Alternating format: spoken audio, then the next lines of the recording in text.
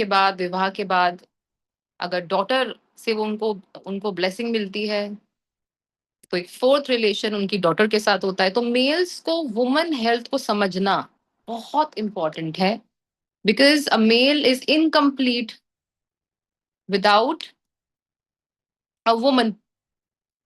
तो मैं चाहूंगी सभी जितने भी महिलाएं हैं अपने हस्बैंड्स को, अपने ब्रदर्स को जल्दी से कनेक्ट करेंगे, क्योंकि ये जितना एक फीमेल के लिए सुनना इंपॉर्टेंट है, उतना ही एक पुरुष के लिए भी सुनना इंपॉर्टेंट है। मुझे लगता है ज्यादातर लोग मेरा स्किन का सेशन ही इंजॉय करते हैं, और आज लोगों को लग रहा है कि बोरिंग बातें होंगी। ऐसा तो नहीं लग रहा है?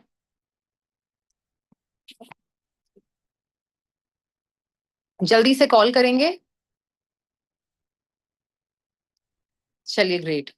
तो मैं चैट को अभी थोड़ी देर के लिए बंद करूंगी।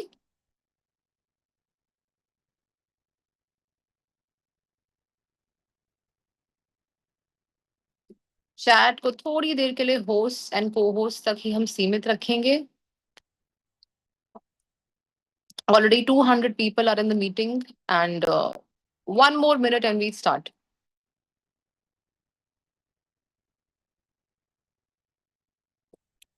चलिए, तो आज के हमारे जो को होस्ट हैं वो भी एक वुमन है, वो भी एक लेडी है। और आज फीमेल पार्टिसिपेशन मैं देख रही हूँ बहुत सारी है। सो मैं स्वागत करती हूँ सभी ब्यूटीफुल लेडीज का, हैंडसम जेंटलमैन का आज के सेशन में। सो से हेलो टू डॉली। डॉली आज हमें हेल्प करने वाली हैं, सपोर्ट करने वाली हैं। यश भी आज के हमारे को होस्ट हैं। Thank you. Okay, great.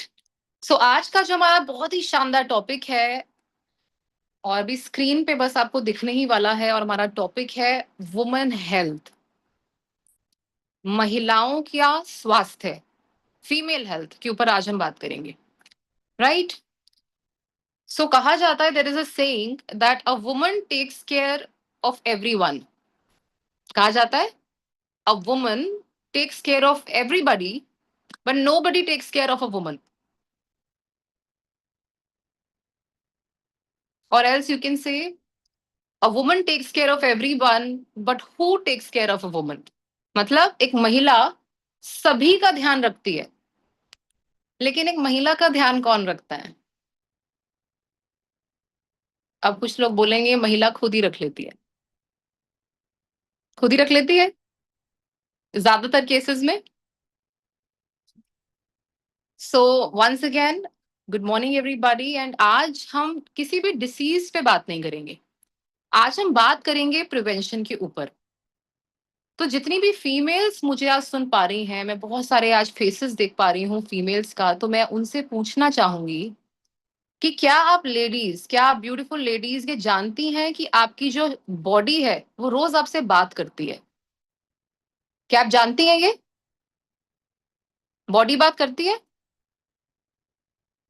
बहुत सारे मैं नॉड्स देख रही हूँ। यस, बॉडी बात करती है। और बॉडी कैसे बात करती है? यस, आप मुझे थोड़े से रिएक्शंस दे सकते हैं, जैसे सुचिता मैम दे रहे हैं। चैट अभी मैंने थोड़ी देर के लिए होस्ट एंड को होस्ट के लिए रिजर्व कर दी है। तो बॉडी कैसे बात करती है? बॉडी बात करती है फटीग से। थकान होती है, वीकनेस होती है, पेन होता है, और ऐसा होता है कि सोने के बाद भी ऐसा लगता है थोड़ा और सो जाए, है ना? अभी मैं देख रही हूँ रानी देवी मैम कह रही है यस, ऐसा होता है। सोने के बाद भी लगता है थोड़ा सा और सो लूं। सुस्ती रहती है दिन भर। और कुछ लेडीज है जिनको नींद ही नहीं आती है। और बॉडी कैसे बात करती है? इरेगुलर पीरियड्स होते हैं, मेनोपॉज होता है, body give signals. Absolutely correct, body signal देती है। मूड स्विंग्स होते हैं, इरिटेबिलिटी होती है। और अक्सर हम लेडीज क्या करते हैं, उन सिग्नल्स को क्या करते हैं हम? इग्नोर कर देते हैं। जाने दो, आज शायद मैंने अच्छे से लंच नहीं किया होगा, आज शायद मैंने अच्छे से खाना नहीं खाया होगा, इसलिए थकान हो रही होगी। अब बच्चों का स्कूल खुल गया है, इसलिए भाग दौड़ ज्यादा है, इसलिए मैं ज्यादा टायर्ड हो रही होंगी।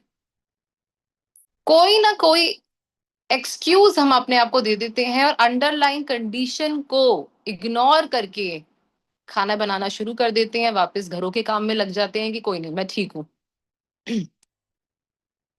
और बहुत ही कम बार ऐसा होता है कि हमसे कोई पूछता है कि आपको कोई प्रॉब्लम तो नहीं हो रही। कहते हैं ना, woman takes care of everyone but nobody takes care of a woman in major cases, right. तो आज का जो सेशन है वो सेशन ये है कि अगर हमें छोटे छोटे सिग्नल्स पर ध्यान देना शुरू करें, इन्हें इग्नोर ना करें और छोटे से लाइफस्टाइल चेंजेस कर लें, तो आने वाली बहुत बड़ी प्रॉब्लम से हम बच सकते हैं।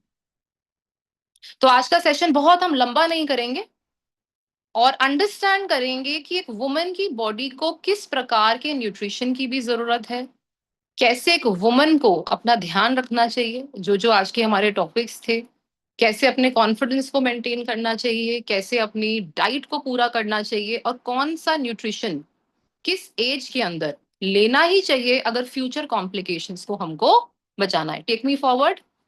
तो अब बात करेंगे थोड़ा सा डाइट के ऊपर, राइट। कहते हैं the quality of your plate, the food on your plate actually decides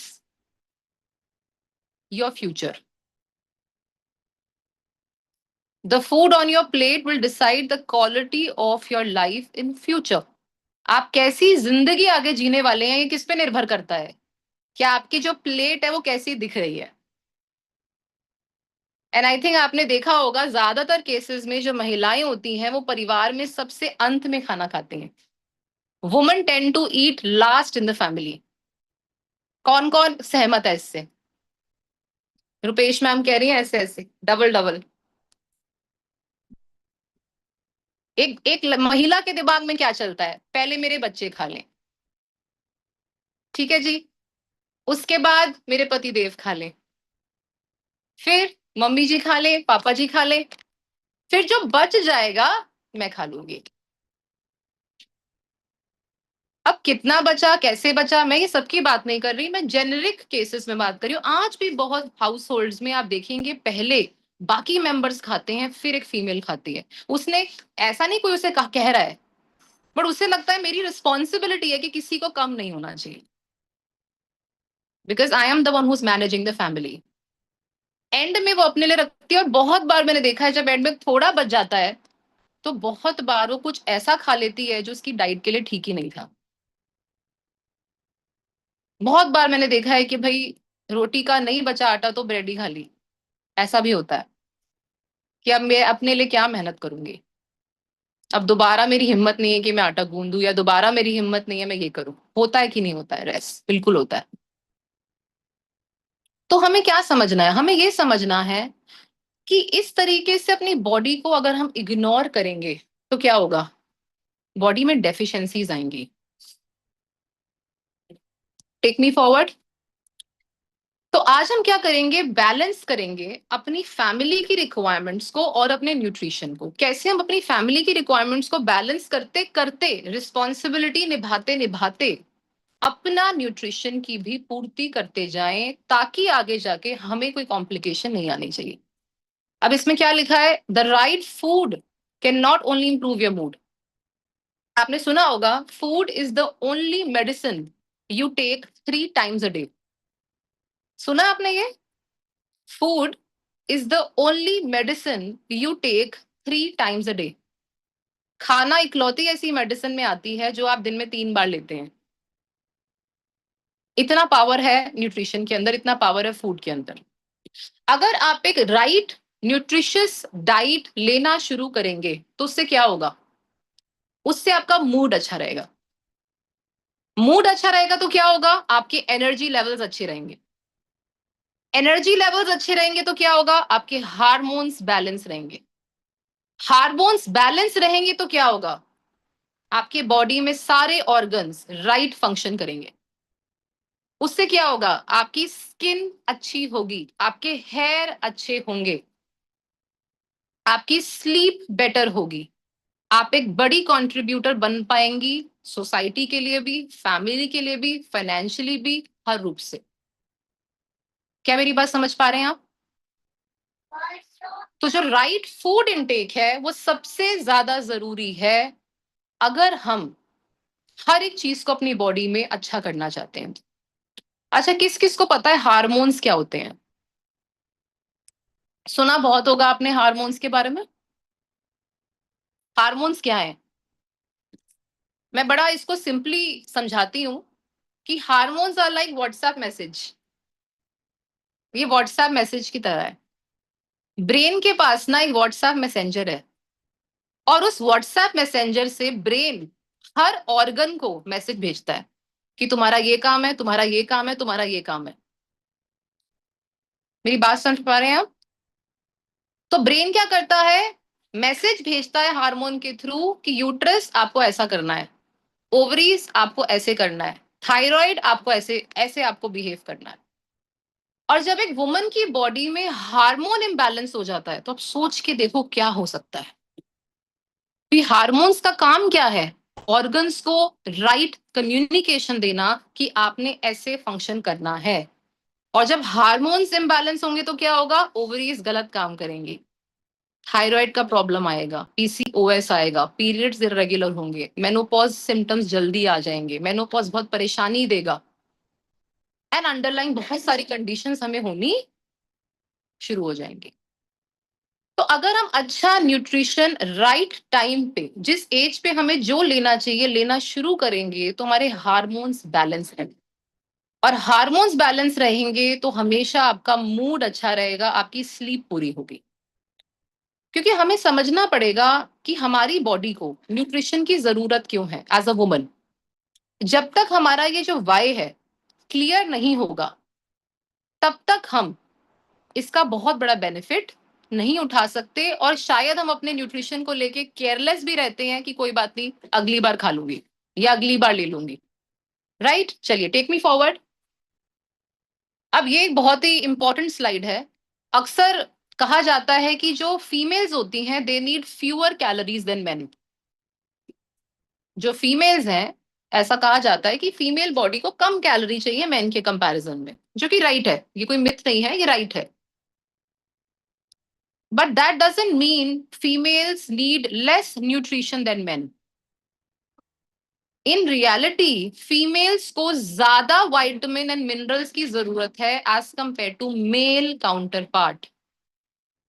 बेशक हमें कैलोरीज कम चाहिए, लेकिन जिस तरीके की हमारी बॉडी फंक्शंस करती है, हमें मेल के कंपैरिजन में ज्यादा विटामिन एंड मिनरल की जरूरत है। क्या मेरी बात समझ पा रहे हैं? So do men and women really have different nutrition needs? Absolutely. एक मेल को अलग न्यूट्रिशन चाहिए, एक फीमेल को अलग न्यूट्रिशन चाहिए। कैलोरी कम चाहिए लेकिन विटामिन एंड मिनरल ज्यादा चाहिए। उससे क्या होगा? उससे हमारी न्यूट्रिशनल नीड्स पूरी होंगी, एंड फर्दर जो कॉम्प्लिकेशंस आ सकती थी हम उससे बचना शुरू हो जाएंगे। अब एक फीमेल की अगर हम बात करें तो एक फीमेल के लाइफ में चार बड़े बड़े स्टेजेस हैं। अब यहां से मेरी बात को ध्यान से सुनना है और समझना है।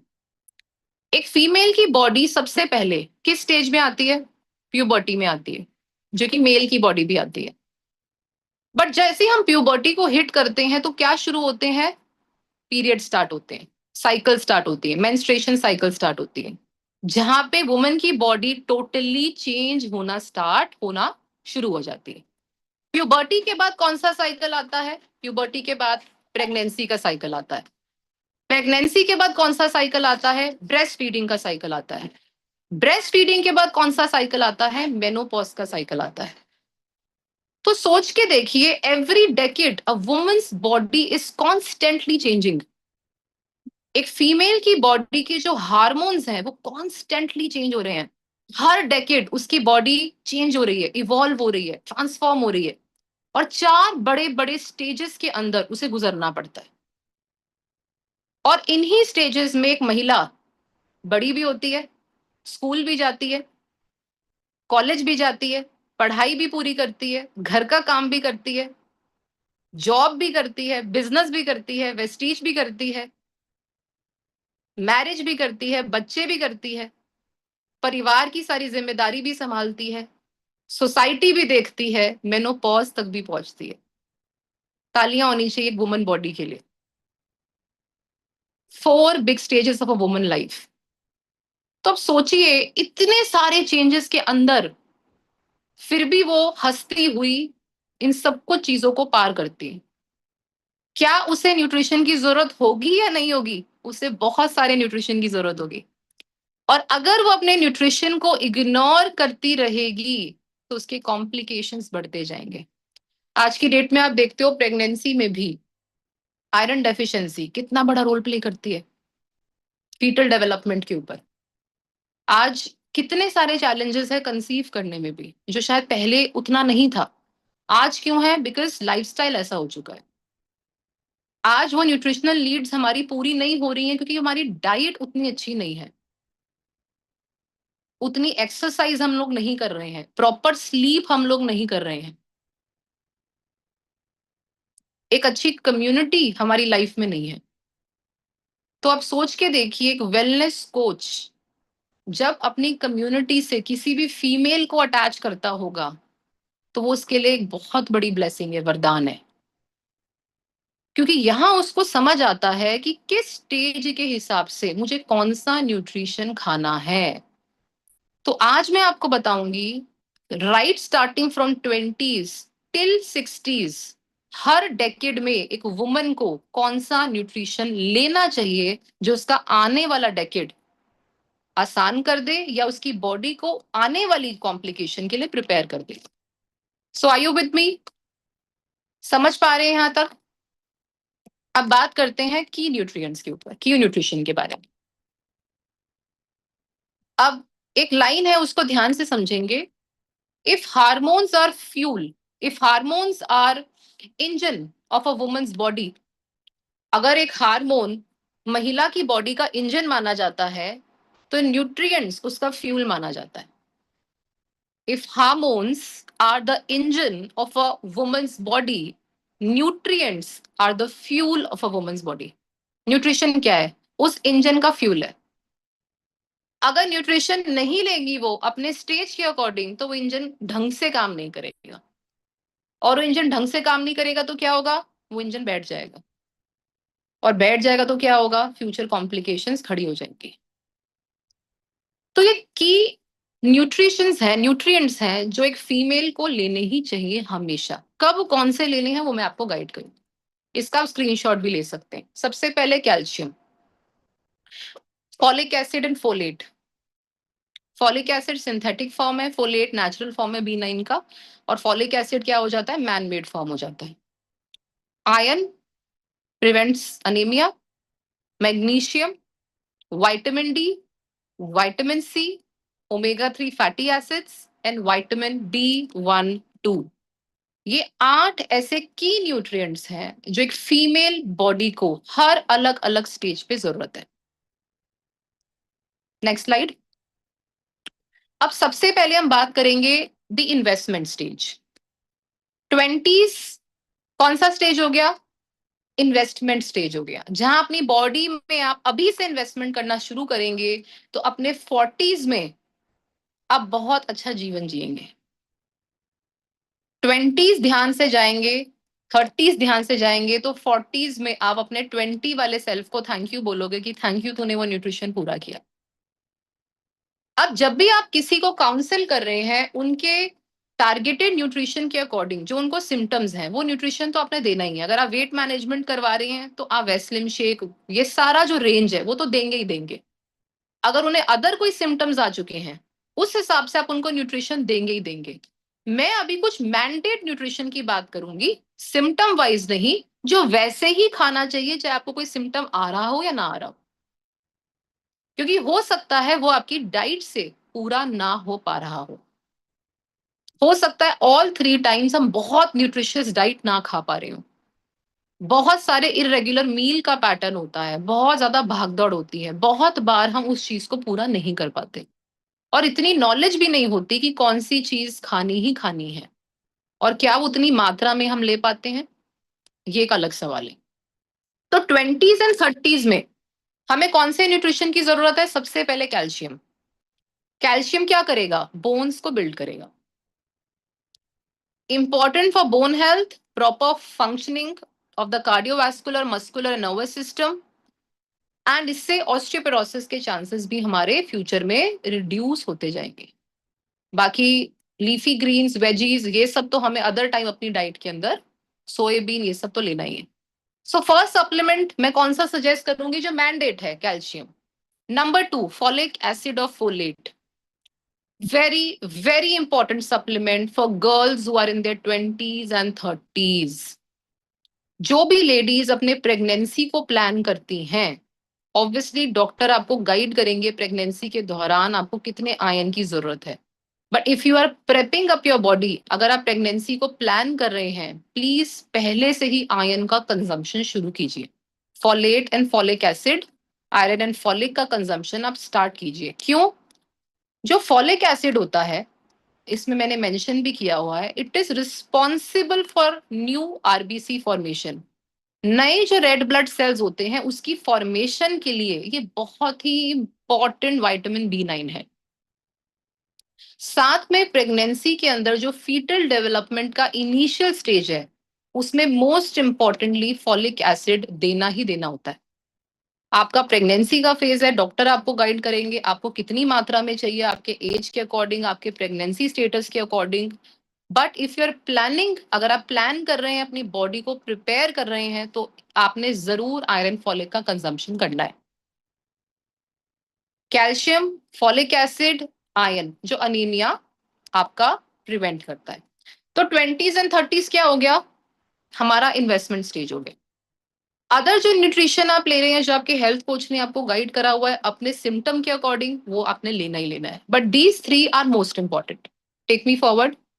अब बात करेंगे आपके 40s की और आपके 50s की।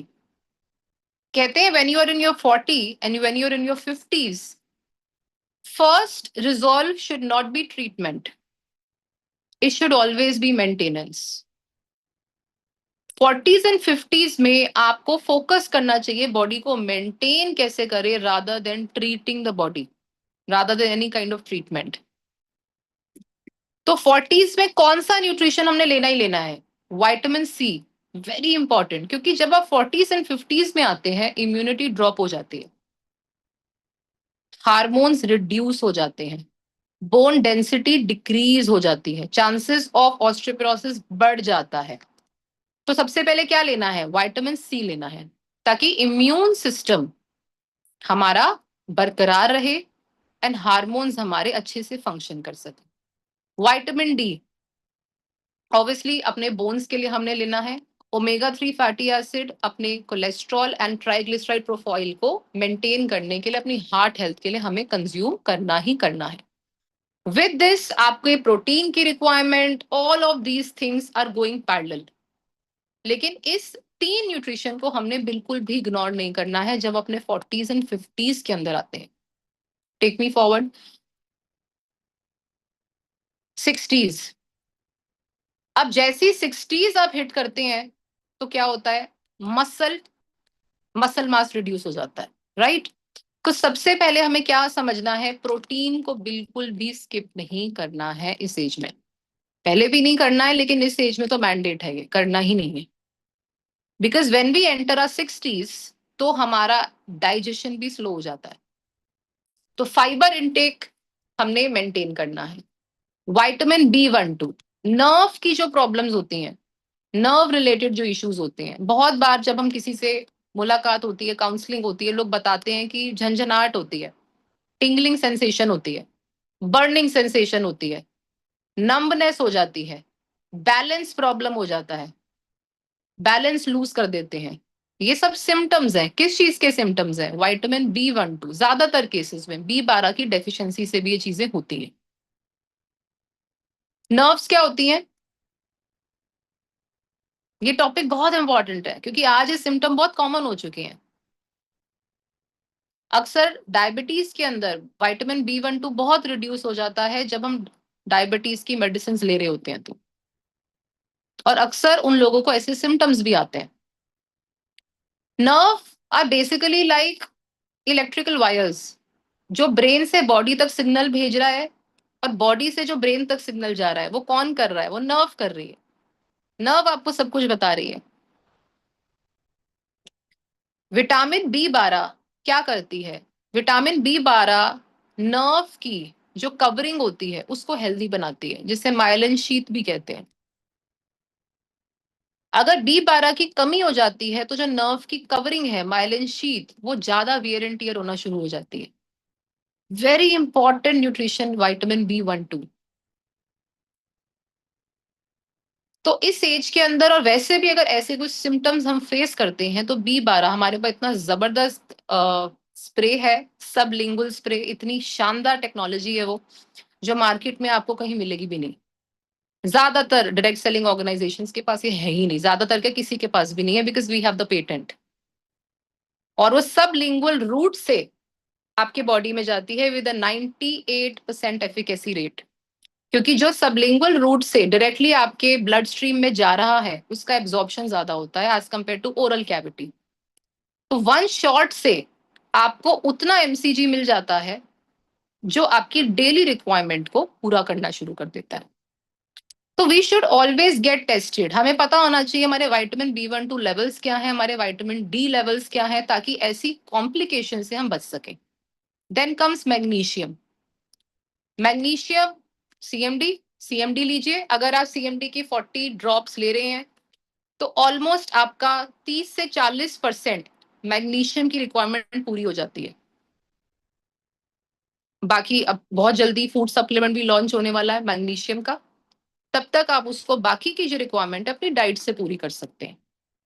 मैग्नीशियम किस में होता है? मैग्नीशियम होल ग्रेन्स में आपको मिल जाएगा, लेग्यूम्स में आपको मिल जाएगा, वेरी रिसोर्सेज सीड्स में मिल जाएगा।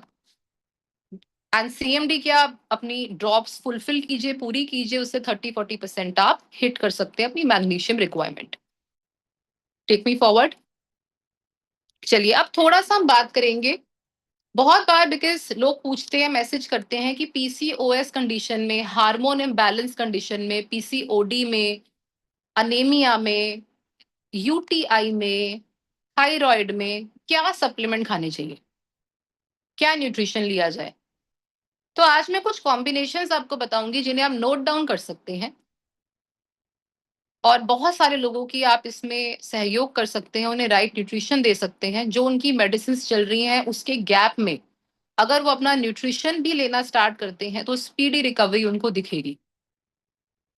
राइट। चलिए अब हार्मोन इम्बैलेंस के क्या क्या सिम्टम्स होते हैं उस पर बात करेंगे। सबसे पहले, सबसे पहला जो सिम्टम है, ऑब्वियसली सी स्ट्रेस। आज इतना हार्मोन इम्बैलेंस क्यों हो चुका है? स्ट्रेस, स्ट्रेस लेवल्स बहुत हाई हैं।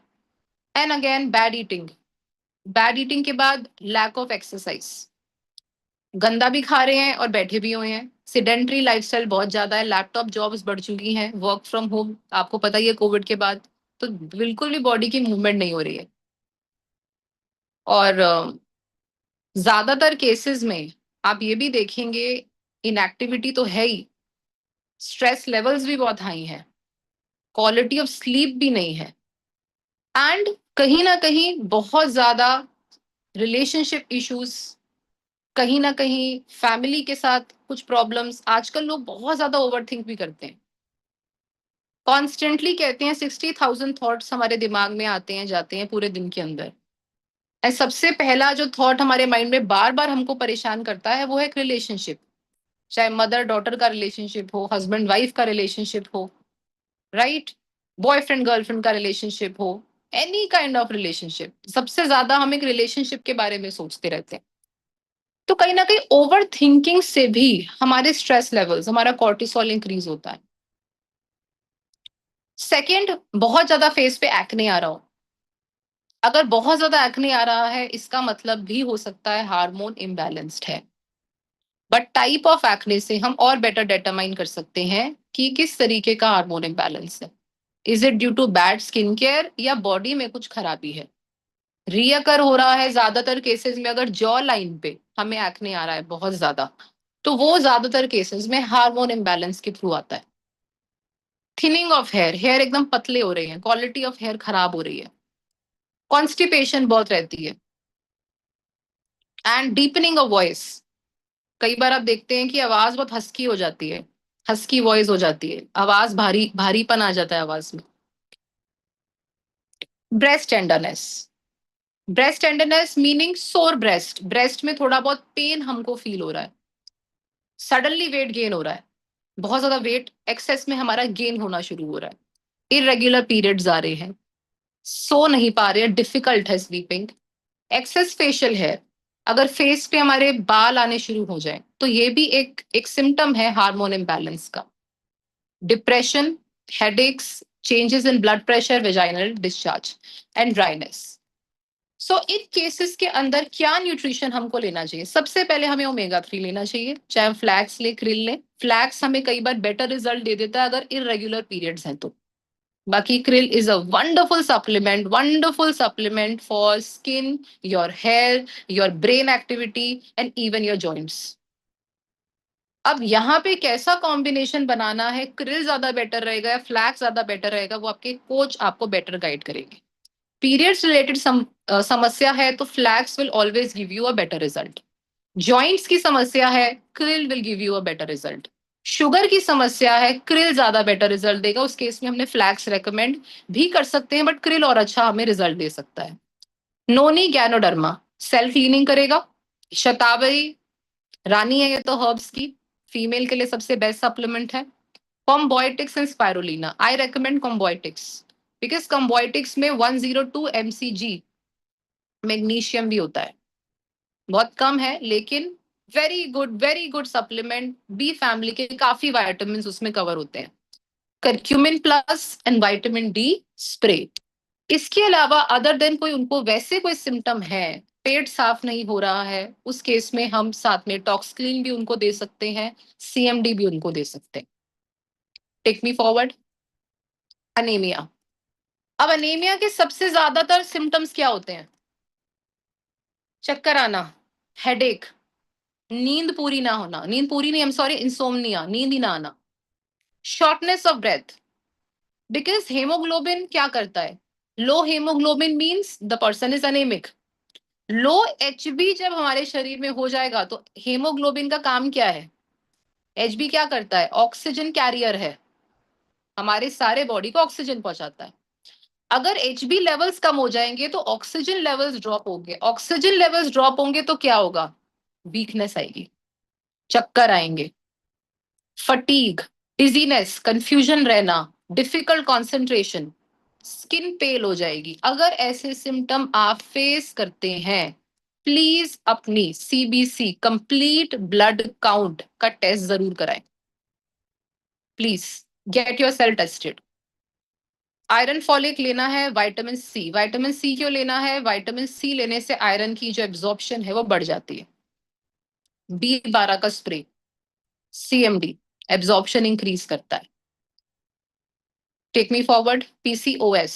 सिम्टम्स आर मोर और लेस द सेम, वो हार्मोन इम्बैलेंस का सिम्टम जो है मोर और लेस यही सिम्टम्स है सब। हार्मोन इम्बैलेंस के सिम्टम्स ऑलमोस्ट सेम ही होते हैं। अब अगर कोई ऐसा सिम्टम आप फेस कर रहे हैं तो उसे इग्नोर नहीं करना है, ये नहीं सोचना ये तो ऐसे ही हो रहा होगा, मैं तो स्किन का ध्यान नहीं रखती इसलिए हो रहा होगा, बाल तो अब इस उम्र में टूटेंगे ही, ऐसा नहीं है। Being tired every time is not normal. हर वक्त आप टायर्ड है कोई नॉर्मल साइन थोड़ी है, बॉडी कुछ बात कर रही है आपसे।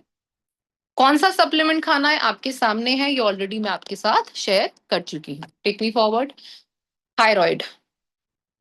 थायराइड के ज्यादातर अगर हम सिम्टम्स की बात करें, मेमोरी डिक्लाइन होती है, बहुत सारी चीजें भूलना हम शुरू कर देते हैं, फटीग है, स्किन ड्राई होना शुरू होती है, वेट गेन है, कॉन्स्टिपेशन है, ठंड बर्दाश्त नहीं होती, ज्यादा ठंड लगने लग जाती है, ठंड ज्यादा लगती है, irregular and very heavy periods, joint and muscle एक, इट अफेक्ट्स द बॉडी। अगर इस तरीके से हमें चीजें हो रही हैं तो हमें टेस्ट जरूर करवाना चाहिए। मेरा मानना है आपको एनुअली अपना टेस्ट कराना ही चाहिए। स्टिल अगर कोई प्रॉब्लम आपके सामने आती है, फिर आप अपने डॉक्टर की एडवाइस से भी जिनको आप अपना रिपोर्ट भी शेयर कर रहे हैं, every 6 months, every 3 months, depending upon क्या आपका सिम्टम है, आपको टेस्ट कराना ही चाहिए। न्यूट्रिशन साथ में खाना चाहिए, क्यों? क्योंकि वो स्पीडी रिकवरी करेगा और हो सकता है आपकी दवाई भी छुड़वा दे। सो न्यूट्रिशन का काम न्यूट्रिशन करेगा, फूड का काम फूड करेगा, एक्सरसाइज का काम एक्सरसाइज करेगा, लाइफस्टाइल ओवरऑल हेल्दी करने से ही आपको रिजल्ट आएगा। आप न्यूट्रिशन ले रहे हो, एक्सरसाइज नहीं कर रहे हो, रिजल्ट नहीं आएगा। आप न्यूट्रिशन ले रहे हो, एक्सरसाइज भी कर रहे हो, अच्छे से नींद नहीं ले रहे हो, रिजल्ट नहीं आएगा।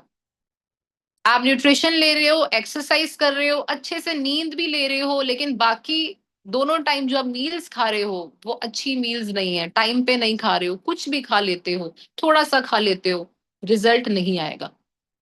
आप सब कुछ कर रहे हो, पानी नहीं पीते हो, रिजल्ट नहीं आएगा। Everything is important. बैलेंस करना है बॉडी को। अच्छा वाटर इनटेक होना चाहिए, अच्छा वर्कआउट होना चाहिए। हमारे सुबह इतना शानदार वर्कआउट होता है, इतने बढ़िया हमारे कोचेस हैं। आजकल चंदन जी छा रखे हैं। अभी बहुत सारी मीटिंग्स मैंने करी तो चंदन जी का नाम बहुत लोगों ने लिया कि बहुत अच्छा वर्कआउट कराते हैं। और बाकी सारे कोचेस अलग अलग, हमारे ऑलमोस्ट 10-12 क्लब सुबह चल रहे हैं, तो बहुत सारे वंडरफुल कोचेस हैं जिनके अलग अलग क्लब्स रन हो रहे हैं, अलग अलग लोग वर्कआउट करवा रहे हैं, बहुत शानदार वर्कआउट हो रहा है। एंड इसी वर्कआउट को फॉलो करके आपको बहुत अच्छा रिजल्ट मिलेगा। तो सुबह का जो हमारा क्लब है उसको मिस नहीं करना है। शेक पी के रिजल्ट नहीं आएगा, कम्युनिटी को जोड़ने, कम्युनिटी से जुड़ के उसे उनके रूल्स को फॉलो करने से ही रिजल्ट आएगा। कोच की पूरी गाइडेंस को फॉलो करना है, आधी आधी फॉलो नहीं करनी है। आधी आधी फॉलो करोगे तो रिजल्ट भी आधा आधा आएगा। थायराइड में क्या लेना है? Flax oil, noni ganoderma, shatavari, Combiotics, curcumin, vitamin D, CMT. Other than this, अगर कोई सिम्टम आपको एक्स्ट्रा आ रहा है, आपके कोच आपको गाइड करेंगे। अब मैं हर जगह वेस्लिम शेक नहीं लिख रही हूँ बिकॉज ये अंडरस्टूड है। हर जगह मैं सीएमडी मेंशन नहीं कर रही हूँ बिकॉज ये अंडरस्टूड है। हर जगह मैं Weslim T energy drink mention नहीं कर रही हूँ बिकॉज ये अंडरस्टूड है। I am right now talking about specific symptoms and specific nutrition. बाकी कोचेस आपको और थरीली गाइड करेंगे जो आपका बीएमआई कर रहे हैं, जो आपकी प्रोग्रेस को ट्रैक कर रहे हैं। Take me forward. UTI, urine, very common again. Please urine को होल्ड मत कीजिए। बहुत बार मैं काफी फीमेल्स के साथ भी ट्रैवल करती हूँ। आई नो बहुत मुश्किल है ट्रैवल करते समय अच्छे वॉशरूम मिल जाए, नहीं पॉसिबल हो पाता। बट यूरिन होल्ड करना एक सही चीज नहीं है, इन्फेक्शन के चांसेस वो इंक्रीज करती है। सो यूरिन होल्ड नहीं करना है, प्रॉपर हाइजीन आपको मेंटेन करनी चाहिए। अगर आप वर्किंग है, आप सुबह अपना अच्छे से बाथ लेके जाते हैं, वापस जब आप घर आते हैं ट्राई टू टेक बाथ। आप अच्छे से हाइजीन को मेंटेन कीजिए, अच्छे से पानी पीजिए, अच्छे से टॉक्सिन्स को फ्लश आउट करिए, यूरिन को होल्ड मत कीजिए। Because how it affects the body. UTI बहुत बहुत बहुत ज्यादा बड़ी प्रॉब्लम क्रिएट कर देता है जब आप इन चीजों को इग्नोर करते हो। बैक में पेन आ रहा है, साइड में पेन आ रहा है, नोजिया लग रहा है, वॉमिट करने का मन कर रहा है, बुखार आ रहा है, पेल्विक पेन रहता है, यूरिन क्लाउडी आ रहा है, डिसकलर्ड आ रहा है, स्मेल आ रही है बहुत ज्यादा यूरिन से, बर्निंग सेंसेशन हो रही है, यूरिन पास करते समय बर्न फील हो रहा है, फ्रीक्वेंटली यूरिन आ रहा है। बॉडी को समझिए। अगर कुछ बॉडी कहना चाह रही है अरे ये तो ऐसे ही हो रहा होगा, नहीं, सब कुछ ऐसे ही नहीं हो रहा है। हमने समझना है उसको, वही देन एंड देयर ट्रीट करना है और उसके लिए न्यूट्रिशन खाना है। अगर पानी अच्छा पिएंगे तो बहुत सारी प्रॉब्लम्स तो वैसे ही सॉल्व हो जाएंगी। कहते हैं water is the cheapest medicine. Water is the cheapest medicine. खूब पानी पीजिए सीएमडी डाल के। तो cranberry, concentrated mineral drops, calcium, आप ये सारे सप्लीमेंट्स ले सकते हैं। So I think we are towards the end of the presentation. Thank you so much, everybody. So अपनी वैल्यू कीजिए, keep yourself healthy. Why, क्यों कह रही हूं मैं? बिकॉज आपकी जो हेल्थ है ना वो एक्सपेंस नहीं है, इट्स एन इन्वेस्टमेंट। आप हेल्दी रहेंगी तो आपकी फैमिली हेल्दी रहेगी। आप हेल्दी नहीं रहेंगी तो आपकी फैमिली हेल्दी कैसे रहेगी? क्योंकि आप बैकबोन है, आप सेंटर पोल है, आप मोस्ट इंपॉर्टेंट ह्यूमन बीइंग है इस अर्थ के ऊपर, क्योंकि आप एक लाइफ को जन्म देती हैं। तो हर स्टेज के अकॉर्डिंग न्यूट्रिशन खाना है। Thank you so much everyone for your patient listening. Next time दोबारा अभी हम सेशन करेंगे एंड आई एम श्योर कि वो सेशन स्किन पर होगा. Thank you so much for such lovely messages. Thank you so much everybody, thank you so much. So 9:13 हो गए हैं और मैं चाहूंगी कि आप फटाफट से जो भी सिम्टम आप फेस कर रहे हैं अपने कोच को कॉल करेंगे, बताएंगे मुझे ऐसा सिम्टम होता है, मैं ये फेस करती हूँ, कंफ्यूज्ड है, CBC complete blood count test कराएंगे, आयरन प्रोफाइल का टेस्ट कराएंगे. बहुत कॉमन है आयरन डेफिशिएंसी, मैक्सिमम फीमेल्स को है. तो प्लीज इसका सप्लीमेंट खाइए, कैल्शियम को इग्नोर मत कीजिए. अच्छा, वेरी इंपॉर्टेंट,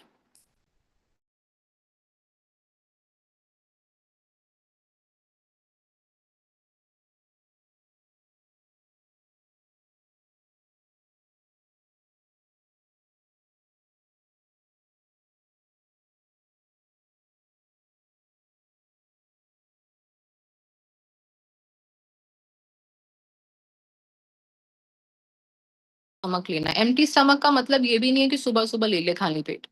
आप ब्रेकफास्ट कीजिए, 9 बजे मान लीजिए आपने शेक ले लिया, 8 बजे शेक ले लिया, 7 बजे शेक ले लिया, या 9-10 बजे जो लोग जिनका शेक रात को चलता है या 2 टाइम शेक चलता है, जैसे भी है वो कोच बताएंगे. ब्रेकफास्ट के 2 घंटे बाद अराउंड 11-12 आप आयरन खा सकते हैं, आयरन ले लीजिए.